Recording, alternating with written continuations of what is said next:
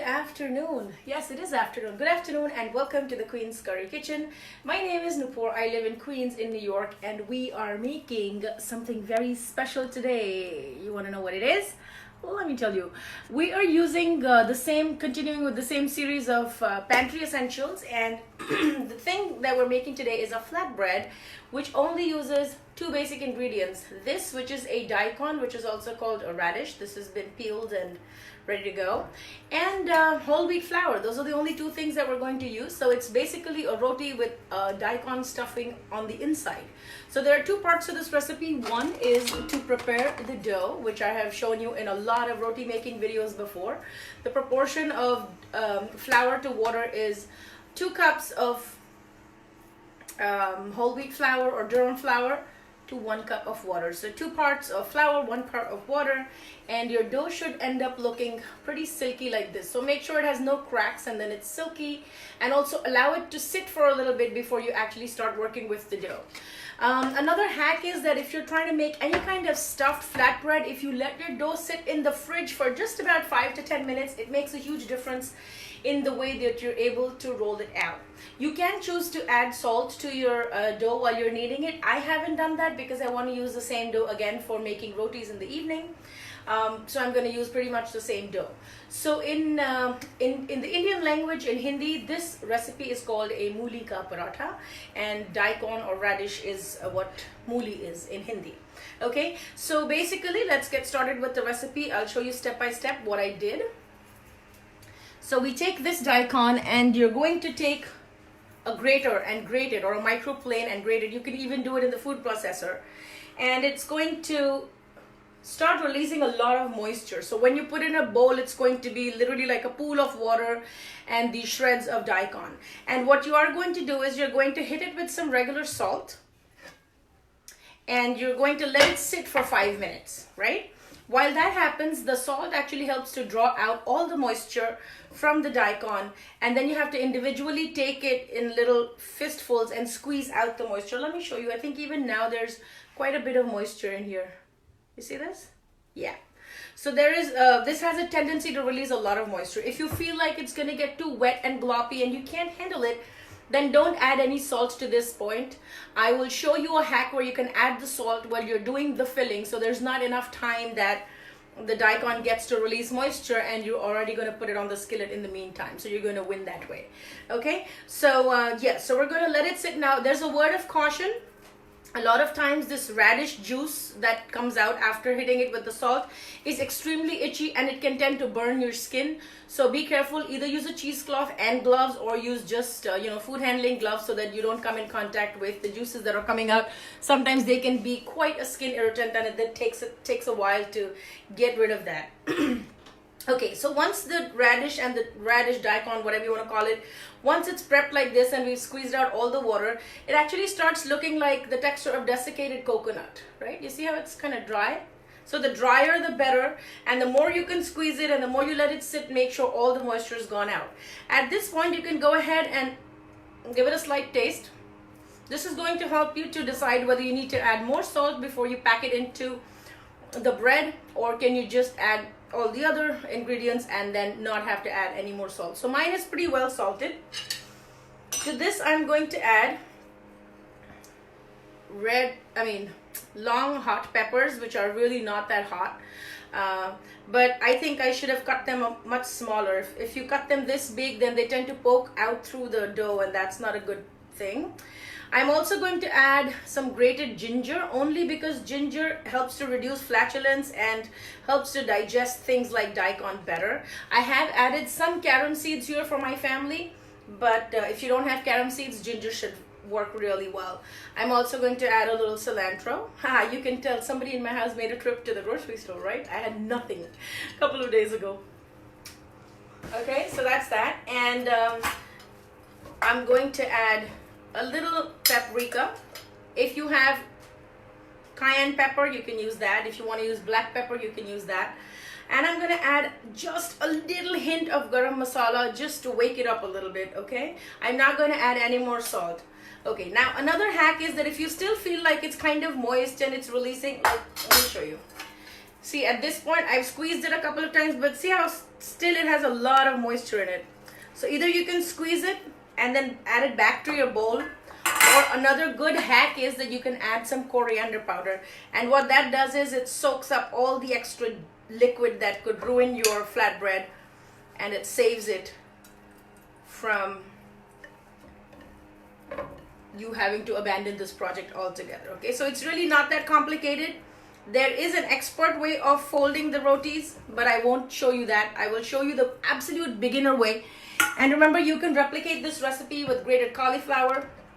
You can do it with any kind of root vegetables, and it works really well. Okay, so I'm gonna set my pan on high. I might have to adjust the camera just a little bit, so I'm gonna wash my hands and adjust the camera so y'all can see whatever action is going on.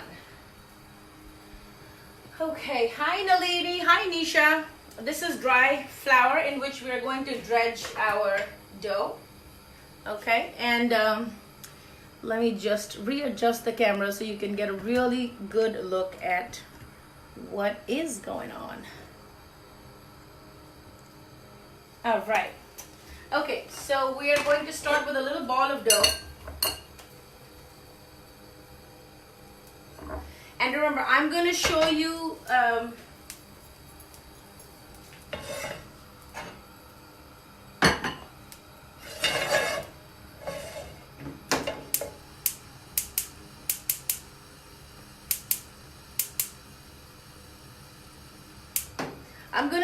the absolute beginner way of making it, so you really don't have to be an expert at rolling out the dough. You really don't have to be an expert at folding these into pockets like you do for dumplings. I will show you how it is done, but I'll also show you a lazy hack that you can do. Okay, so we take the dough, we roll it out. Now if you're an expert, which you know my mom is, my grandmother was, I can do it too. A lot of us Indian ladies can do it. Just add a teaspoon or like a few drops of oil to this. Take a handful of your filling. You don't want to overfill this, okay? So take a handful of filling and start folding this like so. Just keep on pleating it and folding it. Pleat it and fold it, pleat it and fold it.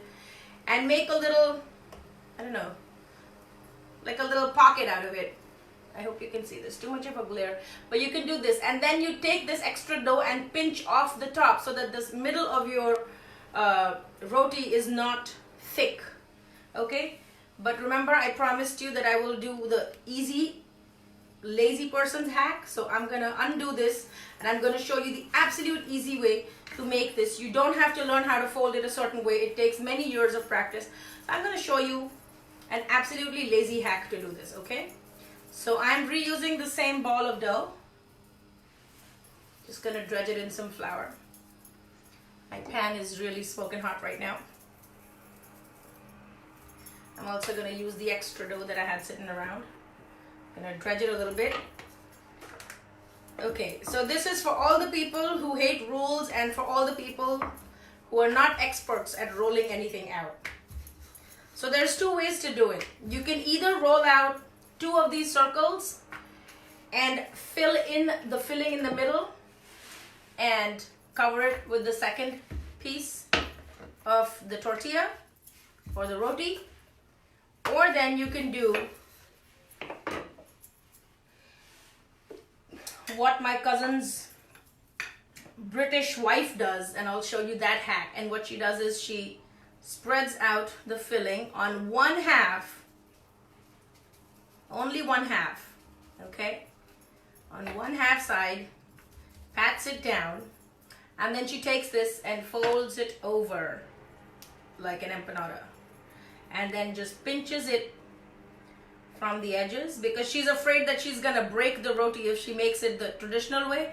So she just makes it like this, and I guess it works. So I was very impressed that I was able to adapt the Indian recipe but give it a technique that was very easy for her to handle. So if you're an absolute beginner, this is for you. Hey Tim, I'm making a Daikon Stuffed Flatbread. So this is a roti recipe that I'm making, and it's stuffed with spiced daikon. Just going to do a quick recap for you. So this is grated daikon, and I've added cilantro, I've added some green peppers to it. I've added some salt and some grated ginger. And I've squeezed out all the water. After adding the salt, this releases a lot of moisture. So I've squeezed out the water till it starts to resemble desiccated coconut texture. Okay, so I'm going to turn up the heat. If you see any cracks in the dough, you can always go back and pinch those down. Okay? And then we're going to let this cook. I'm going to work on a second one in the meantime. I also have a couple of other recipes going on in my 2 instant pots in the back. Somebody in my husband's family is sick and we are going to send some food for them. So if you want to see those, drop me a comment and I'll show you a sneak peek into what is in my instant pots. So the trick is that while your first roti is getting done, you just roll out the other one.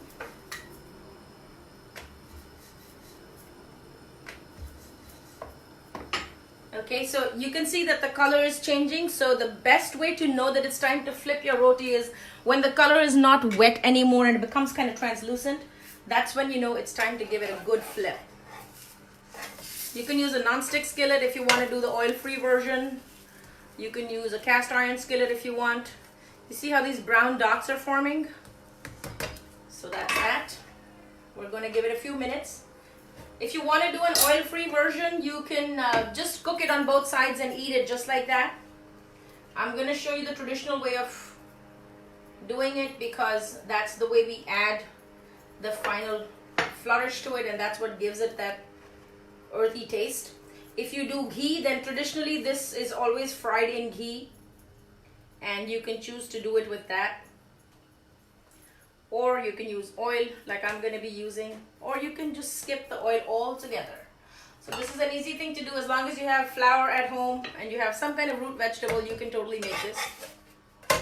Now see, both sides are quite brown, and I'm going to drizzle a little oil. You can see that the edges are kind of raw looking. You see this? So I'm going to have to press down the edges to make sure that it's evenly cooked all around. That's got a lot of filling in there. And the traditional accompaniment to this is actually a bowl of yogurt. But if you don't have yogurt, you can eat it with a dollop of butter. You can eat it with, I don't know, I like it with jam. I'm kind of weird that way. I just like the combination of sweet and salty. That's just who I am.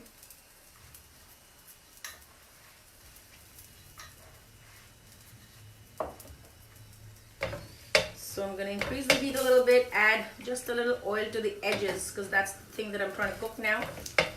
Let me grab a plate because of course we have to do the taste test, right? Yeah. Gonna keep pressing it down. I hope you guys are trying out some new things, and if you have limited things in your pantry and you want to figure out what to make with them, feel free to send me a message or, you know, drop a comment in this chat box so that I can come up with recipes based on what you actually have, right? That'd be cool. I will actually step over and show you what's in the Instapot because a couple of you are asking to see, and it'll be nice to see because there's a hack in there for people that work with electric pressure cookers or with instant pots. There's a good hack in there that you can see. It's a pretty good surprise. Alrighty, so depending on how crisp you want it, you're going to keep pressing this down and cooking with it. Some people like to add oodles of oil. That's not my style, but yeah, when you have tons of ghee on something and it's nice and crisp, it definitely reminds you of your mom's cooking for sure. That's how all the Indian moms like to feed their kids, like feed them to death and feed them like high calorie foods. All right, so this is ready to come off. Ta-da! And I'm gonna quickly pull up on the next one. See, the dough is so wet that it starts to break and crack. So then what I do is I don't overdo it on the board. I actually go back on the skillet and spread it out there, because even if it breaks, it's still going to come together with the heat, right? Okay. So while that happens, I'm going to turn down the heat, but I'm going to definitely show you what's going on in both the Instant Pots that I have. And for that, I'm going to have to take off my phone so we can continue this party. Okay, I'm gonna turn on the heat. All right, so here's what is happening in the first Instant Pot. So I'm just making a simple meal of dal and rice. And look what I did. I am cooking pot in pot. If you can't see what I'm talking about, this is the rice. It's cumin rice, and look inside. There's a stand on which this was sitting, and there is dal underneath it, okay? So that's a really good hack if you're trying to do, let's say if you only have one Instapot and you're trying to make multiple things. Isn't that cool? Like, wow, right? Yeah, so just take out the stand very carefully. Give it a good stir. This is pink lentils, and it's called masoor dal. All I did was put enough water to cover all the grains of lentils, and then I added salt, I added turmeric, and some carom seeds. Now I'm gonna give it a tempering, and this is gonna be ready to go. The rice is basmati rice. I took 2 cups of basmati rice and I added a cup of water. So that's that. And I just added some cumin seeds and a little drizzle of oil and salt. So both the dishes actually I cooked for a total of 6 minutes. In my Instant Pot, it's been sitting around for 54 minutes, but I cooked it only for 7 minutes and they're both done.